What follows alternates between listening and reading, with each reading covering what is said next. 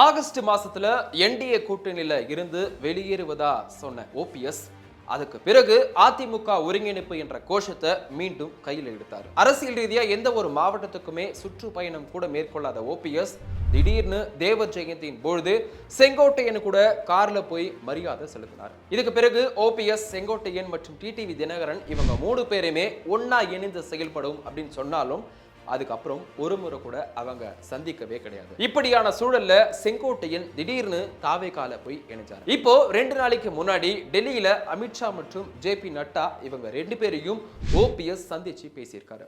கிட்டத்தட்ட அமித்ஷா கூட 20 நிமிஷங்கள் வரைக்கும் இந்த ஒரு சந்திப்பு நடந்திருக்கு. இந்த சந்திப்புக்கு பிறகுதான் ஓபிஎஸ் தனி கட்சி தொடங்கும் பணிகளை தீவிரப்படுத்தி இருப்பதா சொல்றாங்க. ஓபிஎஸ்க்கு இதுக்கு முன்னாடி விஜய் அப்படி இல்லைன்னா என்டிஏ கூட்டணி அப்படின்னு 2 ஆப்ஷன் இருந்துச்சு.